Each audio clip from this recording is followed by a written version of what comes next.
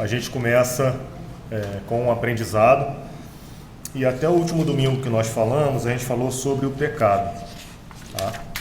A gente falou sobre a queda, falamos sobre a criação, falamos sobre a queda, falamos sobre os efeitos que o pecado trouxe na humanidade, né? A condenação por causa do pecado e tudo aquilo que acarretou. E aí a gente agora vai começar a falar sobre o pacto da graça, porque se o Evangelho parasse falando na ira de Deus, na condenação que o pecado traz, na desgraça que é o pecado, nós não teríamos solução. Nós ficaríamos eternamente perdidos, porque o homem, ele não tem como se apresentar diante de Deus pelos seus méritos, pelas suas obras. Então ele estaria em eterna desgraça por toda a eternidade. Tá? E aí a Escritura, ela vai nos mostrar amplamente, e nós falamos, e a gente vai tocar nesse assunto, quando nós falamos dos estados em que o homem se encontra, a gente vai falar exatamente disso agora, do estado de graça, que é aquele estado que depois que o homem morreu em seus delitos e pecados, ele foi afastado da comunhão de Deus, ele é trazido de novo à comunhão do Senhor, ele é trazido de novo à família da fé, e ele é, não por alguma coisa que ele tenha feito, não por alguma coisa que ele é, mas porque Cristo fez alguma coisa, ele é trazido a essa condição. O nosso breve catecismo está na pergunta 20, depois a gente vai falar sobre ela. Tá? A questão do pacto da graça no breve catecismo não é que Deus deixou algumas pessoas perecer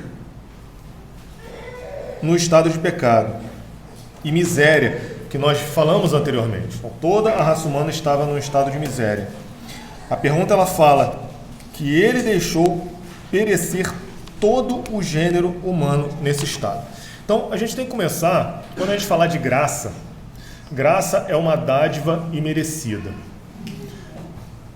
Quando você faz um bem para alguém, você faz um bem para alguém que você escolheu fazer aquele bem. Tá? Então a gente precisa começar do pressuposto correto, porque senão a nossa justiça própria, que a Escritura fala que todas as nossas justiças, o melhor que nós podemos produzir em termos de justiça é trapo de imundície, ela vai pular. Né? Então quando a gente parte do pressuposto, premissas, vamos traçar algumas premissas. Premissa básica, primeira: toda a raça humana estava condenada ao inferno por toda a eternidade. Deus, ele estava executando a sua justiça, ele estava sendo justo quando ele condena toda a humanidade em Adão por causa do pecado. Tá? Então, e a gente vai ver no estudo que ele resolve demonstrar a sua graça, o seu amor para com as suas criaturas, salvando alguns deles. Tá? E a gente vai ver essa discussão, se nós estivéssemos antes da vinda de Cristo, era fácil de ver. Alguém tem dúvida de quem era o povo de Deus antes de Cristo vir? Alguém tem dúvida? Era uma eleição nacional que estava junto da eleição para a salvação. Tá? O povo de Deus era Israel. Você vê pontualmente algumas pessoas fora de Israel sendo trazidas ao reino de Deus.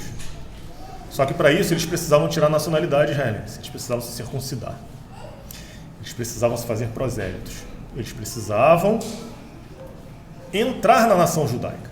Então não tem dificuldade. Quem era a igreja do Velho Testamento? O povo de Israel. O que aconteceu com todos os outros povos, milhões e milhões de pessoas que não eram do povo de Israel antes de Cristo vir? Onde essas pessoas estão?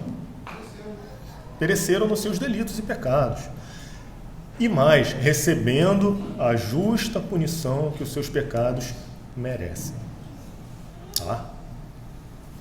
Por que Deus escolheu Abraão? Oi? Porque ele quis. Um ato da livre... Gostei do silêncio, as crianças estão ficando lá. O tio tem cara de mal. Um ato da livre e soberana vontade de Deus em escolher uma pessoa. Uma. Entre milhões. Não creio que naquela época ainda tinham bilhões, mas entre milhões de pessoas espalhadas por toda a face da terra. E a essa pessoa ele dá as suas promessas. E a essa pessoa ele fala que vai constituir uma posteridade tão numerosa. E mais, a essa pessoa nós fomos prometidos como descendência dele. Quando Deus fala, em ti serão benditas todas as famílias da terra. Então aqui nós temos algumas afirmações que falam o seguinte, que Deus escolheu alguns para a vida eterna. Isso fica muito claro, e a gente vai ver bastante texto, e eu ia falar sobre textos que eu vou citar aqui. Hoje eu não vou pedir para ninguém ler, tem gente que está com medo que eu peça isso, tá? Mas eu não quero repetindo o texto, tá? Quem leu uma vez não leia mais, aí mais um irmão leia, para que todos possamos participar, tá? Então, eu vou fazer algumas proposições e depois a gente vai ver cada uma pormenorizadamente, tá? Então, as proposições que vão basear a nossa aula são as seguintes, que Deus escolheu alguns para a vida eterna, não escolheu todos. Que ele fez isso unicamente, como falou o Vanderlei, por sua vontade. Terceira proposição, que para salvá-los entrou em um pacto de graça. Que seu propósito abrange os aspectos negativos e positivos. Livra-nos do estado de pecado e miséria e trazê-los a um estado de salvação. Então, o aspecto negativo é você sair da miséria, né, deixar de estar no pecado, mas com um objetivo positivo. Não é somente isso. A eleição, ela não é simplesmente para nos livrar da punição do inferno e nos tirar de um estado de condenação, mas é para nos trazer a um estado de salvação. Foi o que o pastor falou hoje na pregação do objetivo da nossa salvação. Primeiro, santidade de vida. Segundo, desenvolver a nossa salvação. Caminhar. Eu não vou ser resgatado do império das trevas e vou ser colocado no reino da luz, e o livro que nós acabamos de ler agora, de John Bunyan, O Peregrino, fala muito bem disso. Eu sou colocado no ponto inicial de uma caminhada, e eu devo começar a caminhar, seguir esse caminho, até chegar às portas de Canaã Celestial. Tá? E que isso tudo se tinha de efetuar por meio de um Redentor. Tá? E aí, quando ele diz que Deus escolheu alguns para a vida eterna e que isso foi feito unicamente pela sua vontade, né? A eleição é um fato bíblico, é inegável, ele é indiscutível em si. E é interessante que é um dos ensinos bíblicos mais claros. Nós temos ensinos bíblicos que eles são logicamente deduzidos da Escritura. Vou dar o exemplo da Trindade. Você não tem um texto da Escritura que fala assim, a Trindade é constituída de 3 pessoas, Deus Pai, Deus Filho, Deus Espírito Santo, de forma propositiva. Mas você vê em toda a Escritura a Trindade agindo. Você vê vários episódios em que a Trindade ela é demonstrada agindo conjuntamente. Então, é uma doutrina lógica e logicamente deduzida da Escritura. Existem outras, tá? Mas a eleição, o fato de Deus ter escolhido um povo para si, na primeira aliança com Israel, e na segunda aliança, pessoas de todos os povos, raça, tribo, línguas e nações, isso está claro na Escritura. Tá? E de forma positiva, propositiva. Nós vamos ver isso nos textos que nós vamos, nós vamos ver. Tá? Existem algumas discussões teológicas a respeito dos objetos, fins e dos motivos. Tá? Então, quanto aos objetos da eleição, existem alguns que só creem na eleição nacional, que Deus escolheu certas nações a quem concederia o privilégio de conhecerem os seus planos salvadores. A gente pensa nisso muitas vezes de forma inversa. Quando, por exemplo, a gente pensa assim, ninguém da Coreia do Norte vai ser salvo, né? Porque é um tirano, é um povo mau. Estou exagerando o raciocínio. Não, não é verdade. Existem crentes, existem servos do Senhor em todos os países do mundo, tá? E é nossa obrigação levar o Evangelho àqueles que ainda não o ouviram, tá? E aí a Escritura, ela fala claramente que Deus escolheu ou elegeu indivíduos e não somente nações. Vamos começar os textos. Números, capítulo 16.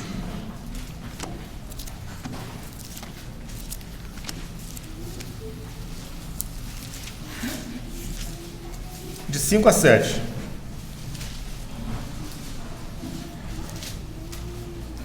A gente vai estar falando da escolha, tá? A gente vai estar falando de Deus escolher aqueles que vão se achegar a Ele.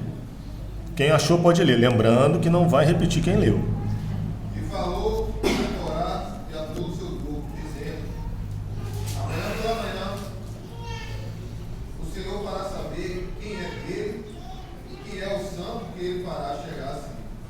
Aquele a quem escolher fará chegar assim. Fazei isto, tomai vós incensários, Corá e todo o seu grupo. Quando for neles amanhã, sobre eles deitai incenso, esperando o Senhor. E será que o homem a quem o Senhor escolher, ele será o santo. Mas, basta, filhos de Levi. Vira a página e 17:5. O bordão do homem que eu escolher, esse florescerá. Assim farei cessar de sobre mim as murmurações que os filhos de Israel proferem contra vós. Aqui ele está falando de Deus escolhendo quem seria a liderança religiosa no meio do seu povo. Levantou-se uma celeuma, tá? Dentro do povo escolhido, porque Deus tinha escolhido a Moisés e a Arão. E aí o povo falou assim, peraí, nós todos somos povo do Senhor. Mas Deus não, eu escolhi a esse. E aqui o texto está mostrando para a gente que Deus escolhe, tá? E essa escolha dele, ela é irretratável. Depois a gente vai falar sobre isso também. Salmo 65.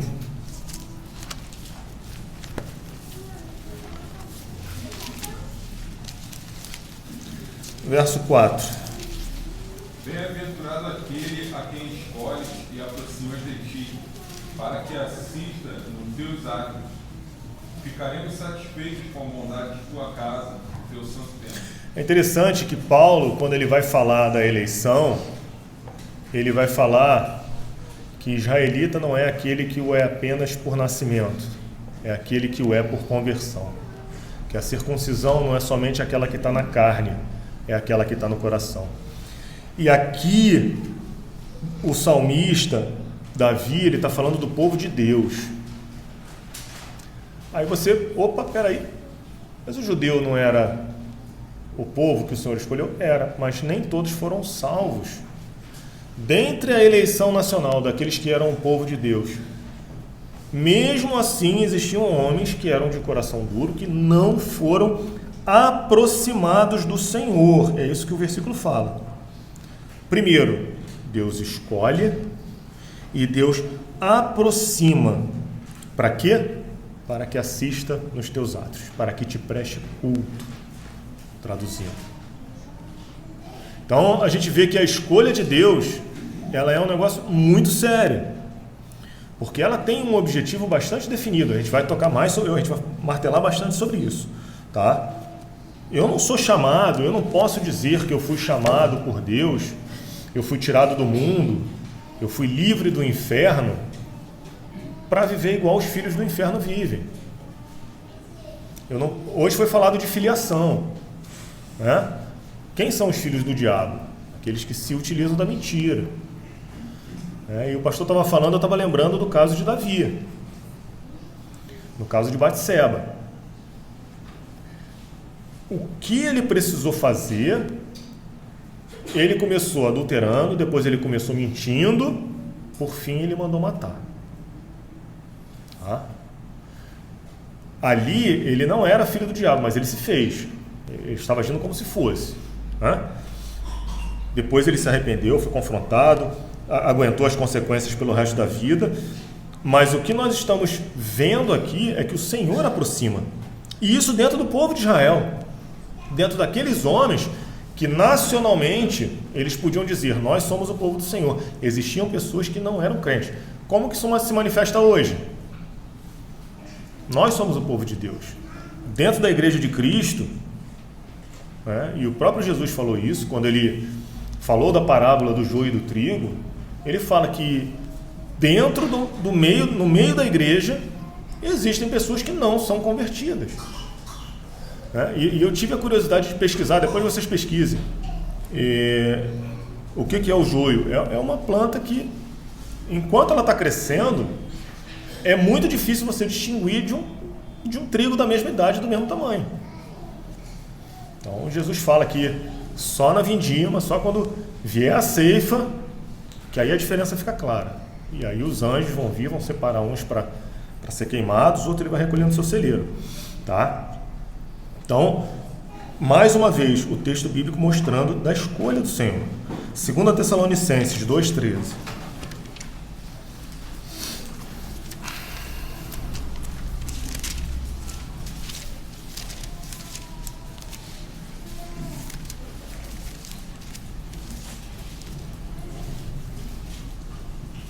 Espera aí, não é esse não. 2,13.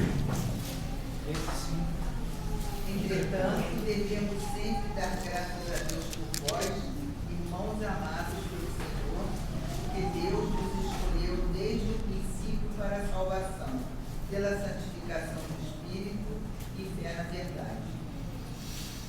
Tá. Paulo está falando de como ele era grato a Deus por esses irmãos da igreja de Tessalônica. Por quê? Porque Deus vos escolheu desde o princípio. Tá?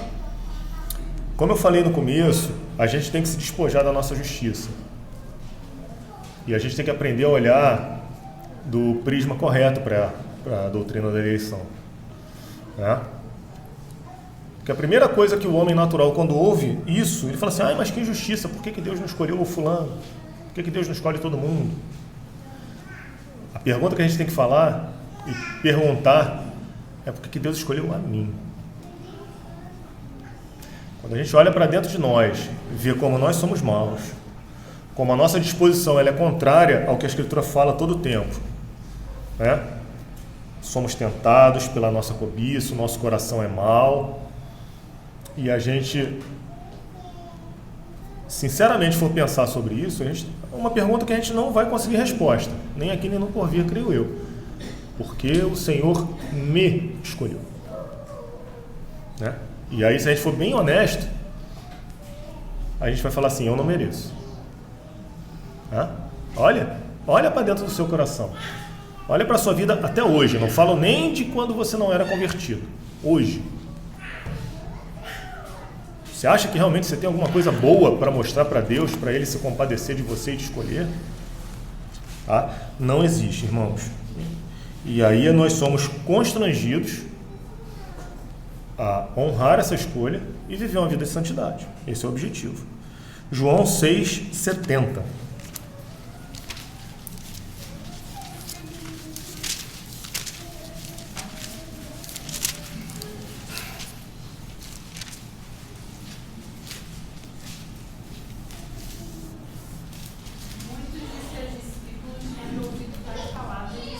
Não.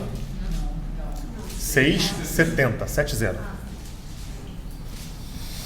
Replicou-lhe Jesus: não vos escolhi eu, número de 12, contudo, um de vós é diácono. Aqui Jesus está mostrando, muitas pessoas seguiam a Jesus. Muitos eram seus discípulos. Mas dentre todos eles, não por merecimento, muito pelo contrário, né? A gente vê como foi a vida dos discípulos com Cristo. Todos o abandonaram, 2 o traíram, o negaram, um traiu, o outro negou, todos fugiram com medo, mas dentre toda a multidão de discípulos ele escolheu 12. Vocês vão ser as colunas da minha igreja. para vocês eu vou dar a conhecer o verdadeiro evangelho. Nossa, mas que injustiça, Jesus não podia ensinar todo mundo? Podia. Mas ele resolveu escolher 12 discípulos, 12 apóstolos. Tá? 13 e 18. Continua em João.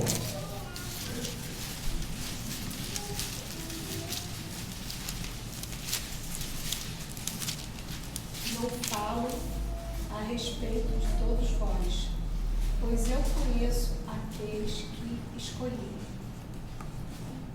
É antes para que se cumpra a Escritura.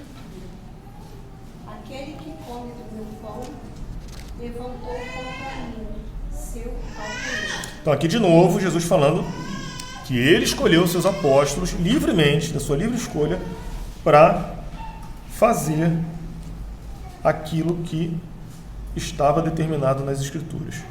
Tá? Isso é tão interessante que nós já falamos sobre isso, tá?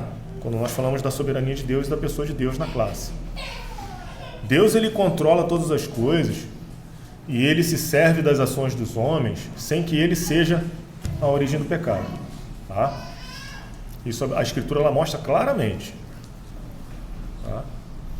E você vê aqui, nesse grupo de 12 pessoas, 2 tipos de eleição. 2 tipos de escolha. Um sendo escolhido para a perdição. 11 sendo escolhidos para a salvação. Na realidade, quando nós dizemos que uma pessoa foi escolhida para a perdição, é o simples fato de Deus não manifestar o seu amor, não manifestar a sua misericórdia e de não revelar Cristo a essa pessoa. Deixá-la na sua condição natural. Quando Deus faz isso, Ele está sendo justo. Quando uma pessoa é lançada no inferno, por mais que doa na gente, quando um parente nosso está nessa situação, quando alguém que nós gostamos, um amigo nosso, né? Quando alguém é deixado na sua condição de pecador e não é resgatado pelo Evangelho, por mais que a gente fale, por mais que a gente pregue, por mais que a gente ore, por mais que a gente insista, Deus está sendo justo. Ele não está deixando de ser Deus. Ele está manifestando a sua justiça, que é perfeita. Tá? Quando Ele resgata alguém, quando Ele adota alguém, tá? Ele está mostrando o seu amor. Ele está mostrando o que a Escritura fala, que ele, com um amor eterno Ele nos atraiu. Um amor que nós vamos ver em alguns textos, que vem antes da fundação do mundo. Efésios 1:4.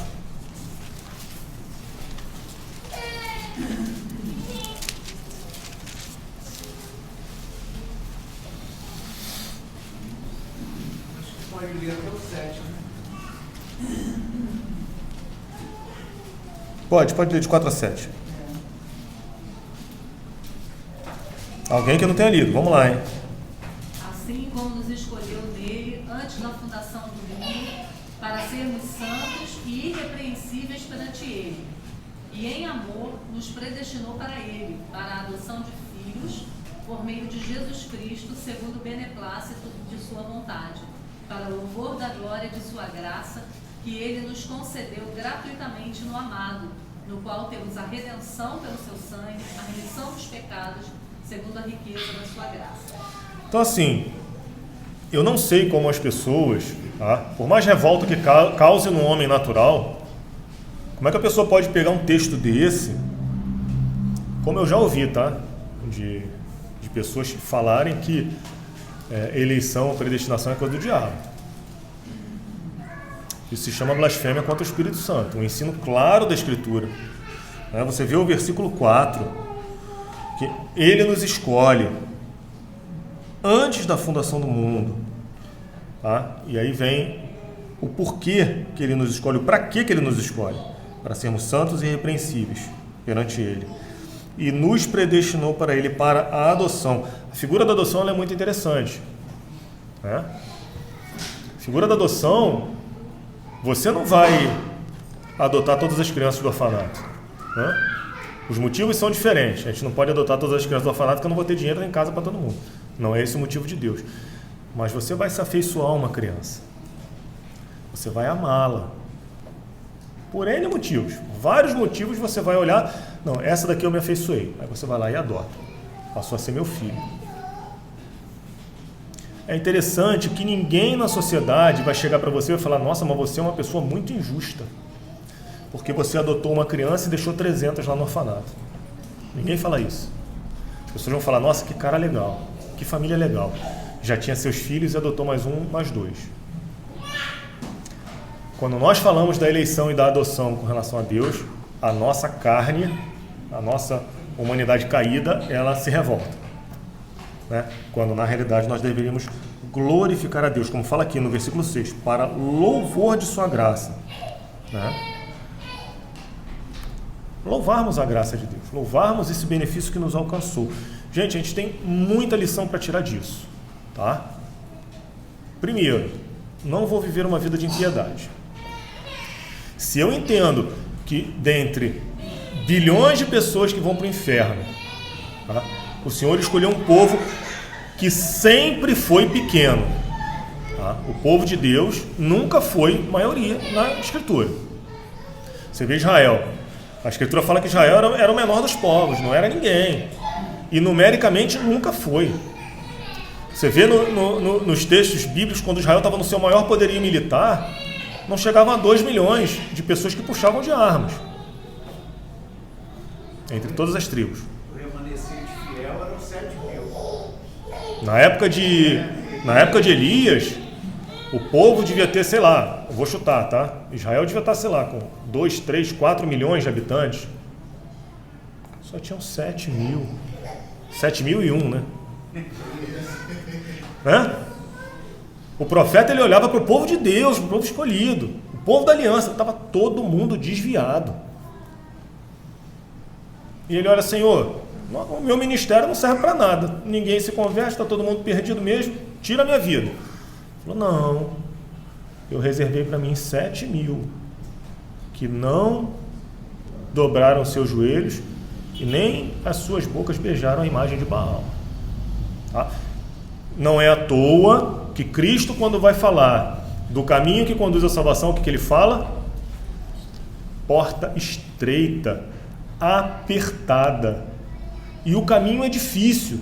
E o que ele fala? O que ele completa? São poucos os que acertam com ela. Mas largo é o caminho que leva à perdição. E são muitos os que vão por ele. Tá? Isso é uma... Se nós formos olhar estatisticamente, historicamente, nem olhando para os textos, isso é claro. Tá? Isso é claro. Tá? E tanto é verdade, uma coisa que eu já falei aqui várias vezes, tá? Muitos aqui ainda não ouviram.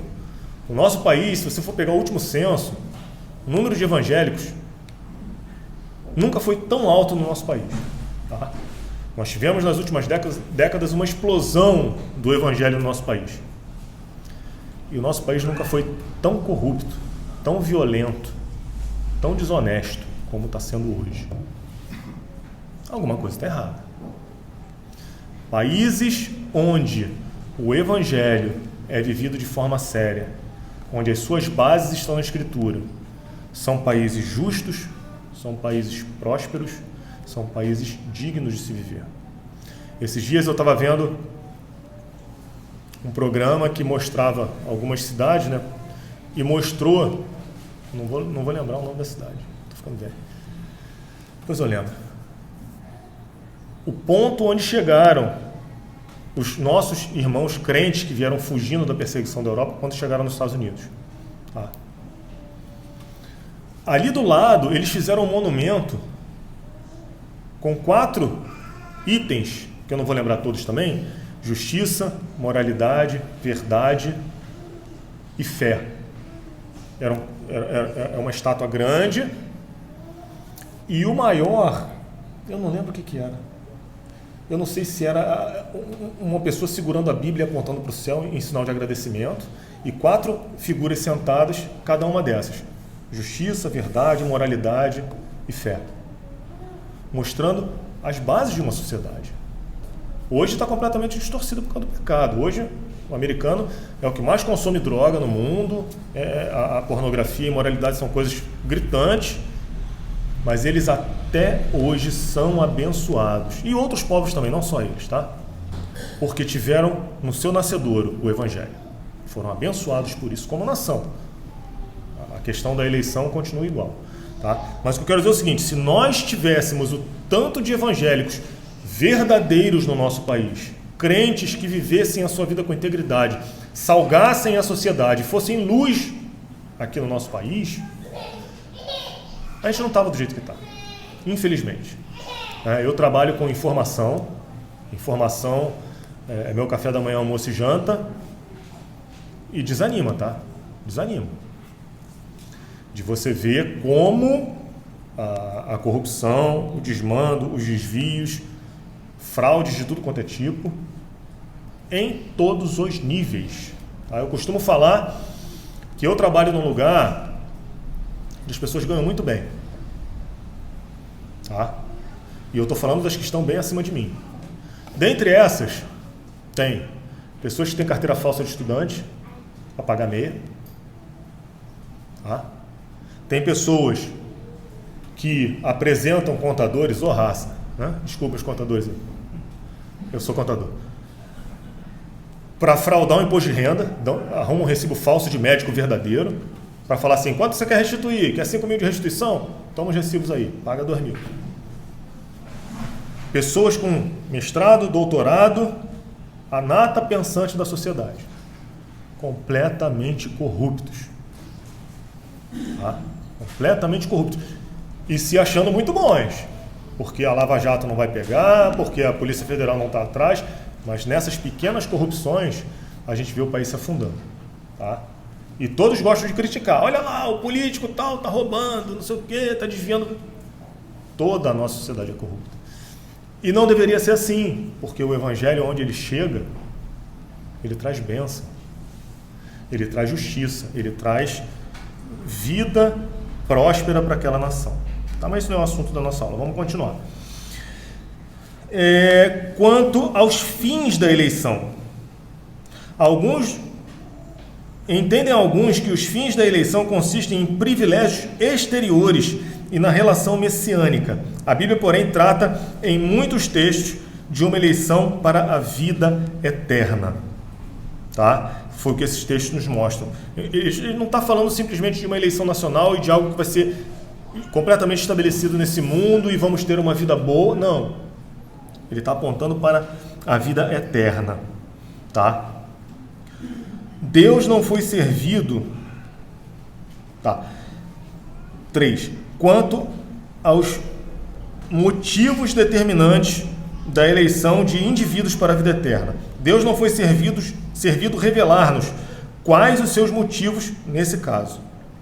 E só podemos afirmar, como o Vanderlei falou, que ele o fez unicamente por sua boa vontade. E aí vai entrar uma questão, eu vou falar uma palavrinha aqui, que ela vai ter uma conotação diferente quando eu falo de mim e quando eu falo de Deus. Eu falei que eu trabalho com informação e eu trabalho com projeção. Muitas vezes você está vendo um cenário acontecendo na sociedade, economicamente falando, que por estudar o que aconteceu no passado, você fala assim, vai acontecer tal coisa. E acontece. Não sou vidente, não sei ver o futuro, nada disso. Mas por ver determinadas circunstâncias acontecerem, você já tem a presciência que aquilo vai se repetir.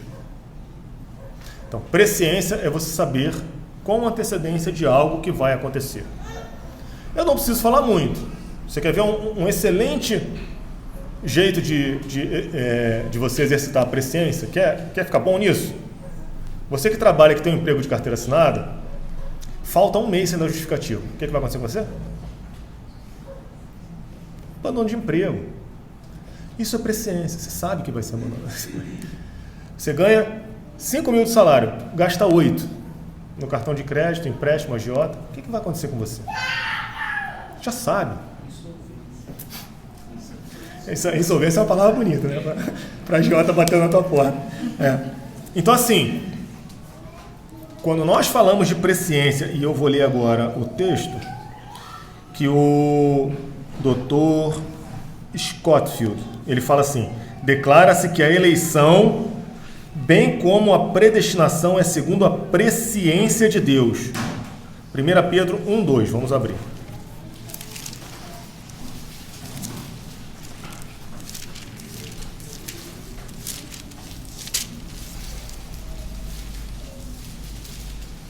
Lê o 1 e o 2. 1 Pedro 1 e 2.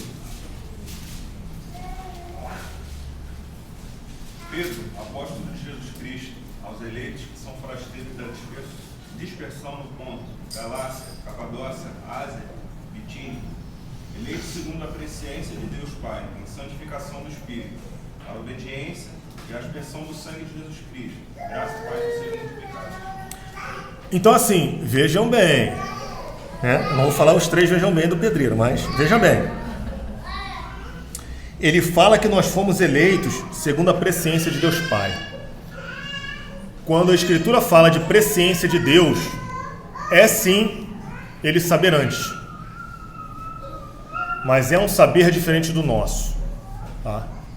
Quando eu falo que eu sei que determinada coisa vai acontecer no mercado financeiro porque determinadas condições se estabeleceram, eu não tenho interferência nenhuma se aquilo vai acontecer ou não.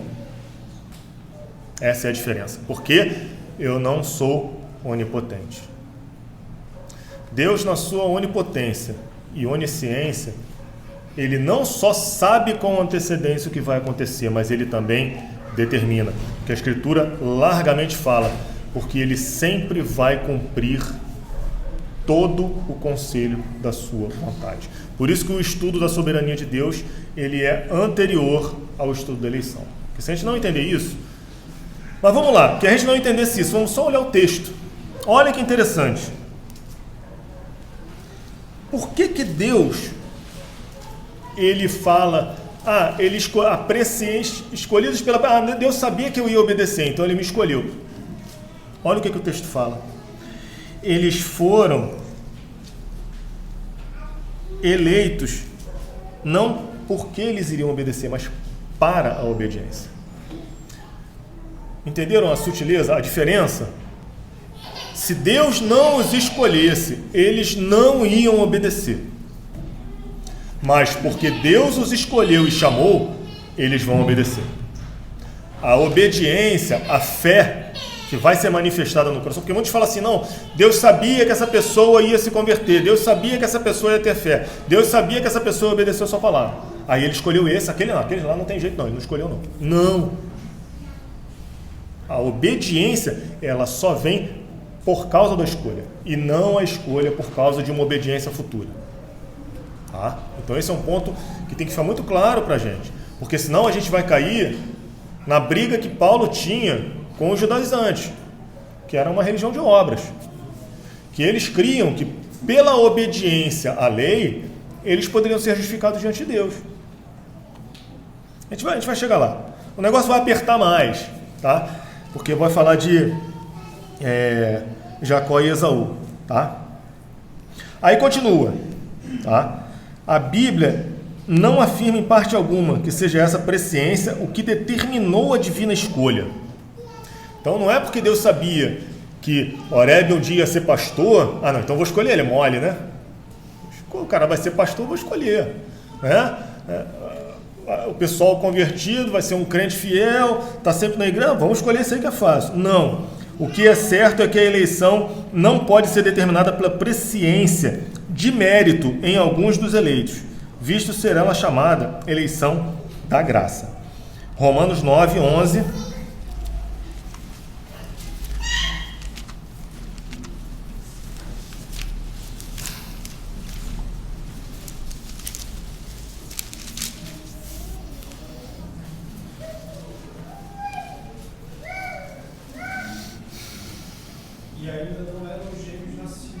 Pode ler até o 13, tá? Vai. Nem tinham praticado bem ou mal para o propósito de Deus contra a eleição que prevalecesse, não por obras, mas por aquele que já fora dito a ela. Mas velho será servo do mais moço, como está escrito. E Jacó, porém, aborrecido de Esaú. Que injustiça de Deus, hein? se nós formos olhar com os olhos da nossa carne. Eles estavam dentro da barriga da mãe. Não tinham feito nada de bom ou de mal, não tinham praticado obra nenhuma. Tá? E já fora dito, o mais velho será servo do mais moço. O mais velho ser servo do mais moço, ele já estava anunciando o que iria acontecer com eles. Esaú vendeu seu direito de primogenitura por causa de um prato de lentilhas. O desprezo que ele tinha pelo reino de Deus. Tá? E mais, o versículo 13 é pior ainda. Amei Jacó, que não era flor que se cheirasse, né? A gente viu quando nós lemos o Evangelho segundo Jacó, né? Ou famíliazinha desajustada, ou carinha de cabeça dura, pecador, né? Mas Deus o amou e o escolheu. Tá? E não havia sido praticado nenhuma boa obra. Mesmo porque se Deus só olhasse porque Jacó ia produzir, não escolhe nenhum dos dois. Né? Nenhum dos dois. Então, por méritos, nós não vamos ser escolhidos. E Paulo aqui, ele está fazendo referência a Malaquias 1, que tem no versículo 2, parte D, e versículo 3, olha, amei a Jacó, porém aborreci a Esaú. Então, ele amou porque ele escolheu, não porque Jacó já tivesse feito alguma coisa de boa ou porque iria fazer. Não é o caso. Tá? E Romanos 5:6.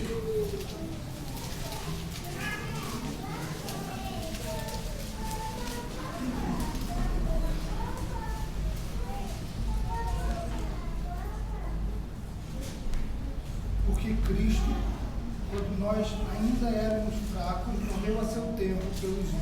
Então, Cristo não é porque nós já éramos, não, nós éramos fracos, éramos ímpios. Cristo morreu por nós. Não é bíblico afirmar que a eleição divina é determinada pela presciência de obediência da fé por parte dos eleitos, visto que são eleitos para a obediência, como nós lemos. Paulo tudo sofria para que os eleitos alcançassem a salvação. 2 Timóteo 2,10.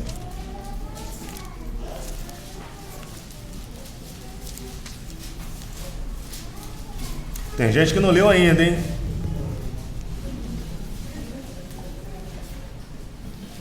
Por esta razão, tudo suporto por causa dos eleitos, para que também eles obtenham a salvação que está em Cristo Jesus com a eterna glória. Então, Paulo ele sabia que o ministério dele era importante, porque ele precisava anunciar o evangelho para que os eleitos fossem chamados do mundo. Porque essas pessoas, antes de conhecerem a Cristo, quando você olha, o cara vai estar vivendo a sua vida no mundo, longe de Deus, em impiedade, no pecado, em dissolução, em maledicência, em tudo que não presta que nós vivemos antes de nos convertermos. Mas Paulo, ele sofre tudo que ele sofreu na vida dele, as perseguições, os apedrejamentos, as necessidades, naufrágios, tudo que ele passou, era por causa dos eleitos. Para quê? Para que eles alcancem a salvação. Tá? Então o eleito, ele vai receber os efeitos dessa salvação quando ele for alcançado. E é tão interessante, eu lembro do Tadeu, foi presbítero aqui na nossa igreja, agora está lá no Espírito Santo, e ele, quando se converteu, ele falou: gente, quando eu olho para a minha vida antes da minha conversão e vejo o tanto de besteira que eu fiz e que eu podia ter morrido, eu só chego a uma conclusão: o Senhor me manteve vivo para que eu pudesse me converter. Porque colegas meus que viviam na mesma situação que eu estão mortos e morreram na impiedade. E ele não, ele se livrou de muitas coisas que era para ele ter morrido, e ele não morreu para que ele se convertesse, para que ele chegasse a isso aqui que Paulo fala, ao conhecimento da graça, à salvação. Tá? Não se acha, pois, revelada qual seja a relação existente entre a paciência divina e a eleição da graça. As coisas secretas pertencem ao Senhor nosso Deus, mas as reveladas nos pertencem a nós. Esse equilíbrio que existe entre a paciência de Deus, né, dele não executar imediatamente o seu juízo, e a eleição da graça, é algo difícil de mensurar, mas nós podemos chegar à conclusão, por tudo que nós vimos até agora, que Deus ele não executa o seu juízo e volta hoje, tá, para lançar os homens no inferno, porque ele ainda tem eleitos que não se converteram. A longanimidade de Deus, que é o fato de Deus retardar e demorar em aplicar a sua ira, é porque o número daqueles que iam ser salvos, que vão ser salvos, ainda não se completou. Tá? Porque quando o Evangelho, vou deixar eu falar, quando o Evangelho for anunciado a todas as nações, e todos aqueles que, desde antes da fundação do mundo, tiveram seus nomes escritos no livro da vida, e que não têm os seus nomes retirados do livro da vida, como Moisés até pediu a Deus, Senhor, tira meu nome do livro da vida, mas salva esse povo. Não, eu vou salvar quem eu quiser salvar, mas não vou tirar o nome de ninguém do livro da vida. Tá? E Deus não está escrevendo o livro da vida agora. Esse fulano está tão bonzinho, deixa eu botar o nome dele aqui. Não, não tem essa. Tá? Então, a hora que o último eleito ele se converter, ele for trazido, né, ao rol das ovelhas do Senhor Jesus, Cristo volta. Tá? Ele só não voltou hoje para manifestar o seu juízo, a sua ira contra o pecado. E todas aquelas profecias que estão em Apocalipse, terríveis contra os pecadores, né? E que vai ser glória para a igreja, porque se ele volta hoje, a gente está exagerando o pensamento, tá? Se ele voltasse hoje e lançasse quem está no pecado no inferno, ele não teria salvo todos os eleitos. Tá? Então, existe uma relação difícil da gente mensurar, tá? Entre a paciência divina e a eleição da graça. E a gente vê isso muito claro em Sodoma, quando Deus falou, vou destruir as duas cidades.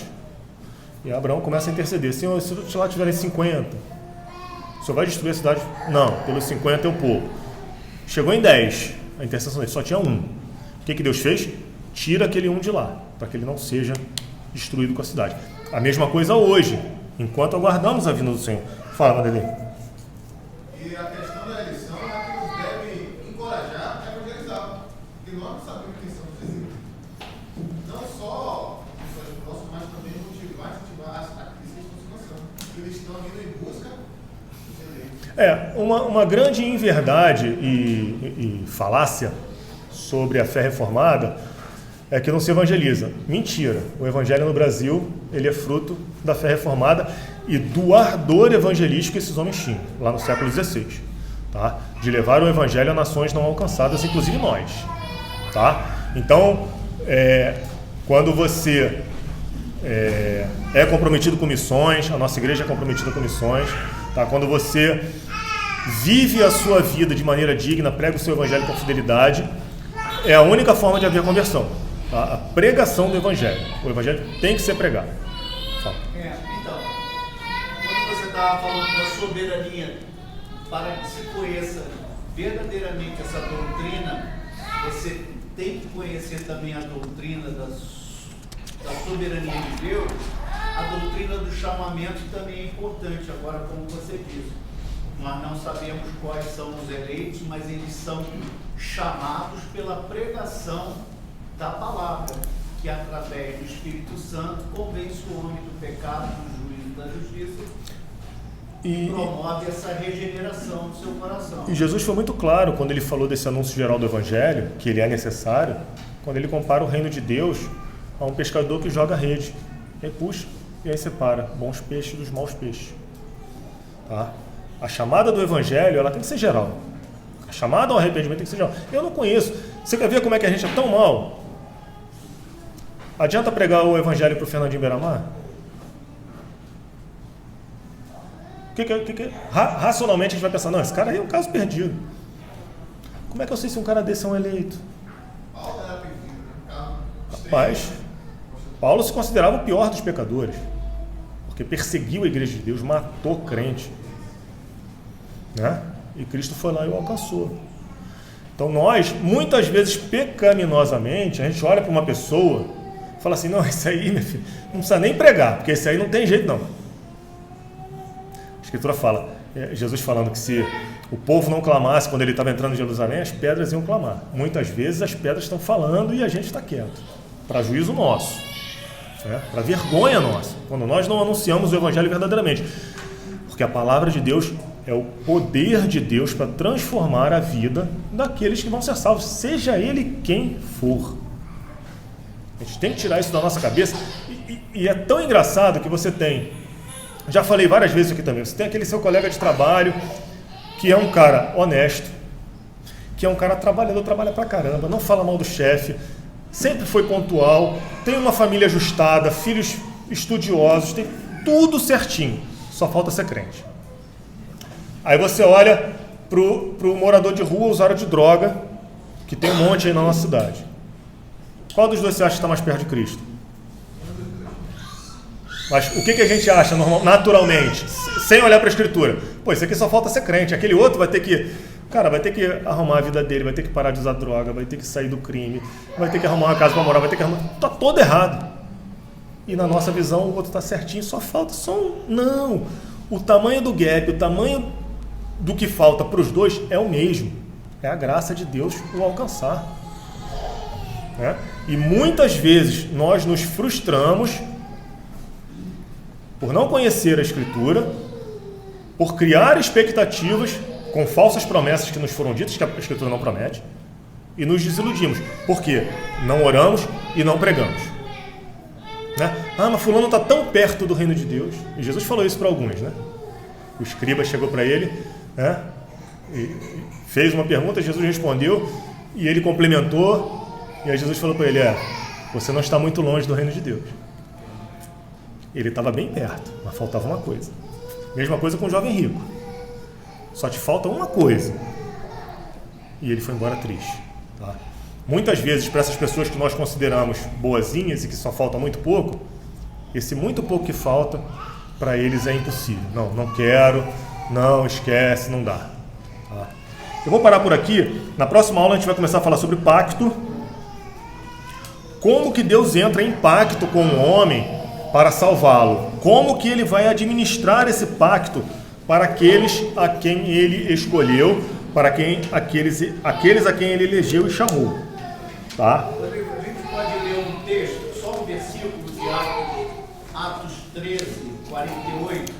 Pode, mas não vai ser você não que você já leu. Atos 13, 48. Não lemos esse não. Não, você já leu. Vai ser outra pessoa que vai ler. Outra pessoa vai ler. Atos 13, 48. Seja você então. Os gentios, ouvindo isso, regozijaram-se e glorificavam a palavra do Senhor, e creram todos os que haviam sido destinados para a vida eterna. Mais um exemplo prático, né, da pregação sendo anunciada a todos. Quem que creu? Aqueles que foram destinados para a vida eterna. Os outros, como se dá essa mecânica? Eu não gosto de falar, o Alexandre fica dando cancha para eu falar. Faraó é o caso clássico, eu já falei isso aqui na aula passada, alguns não estavam. Toda vez que a palavra de Deus é pregada, a palavra de Deus é anunciada, e Moisés sempre chegava para Faraó e falava assim, assim diz o Senhor, palavra de Deus, vai e deixa sair o meu povo para que me sirva no deserto. Toda vez que a palavra de Deus é anunciada, ela é pregada, duas coisas acontecem. A Escritura fala que a palavra dele não volta para ele vazia, mas cumpre o propósito determinado.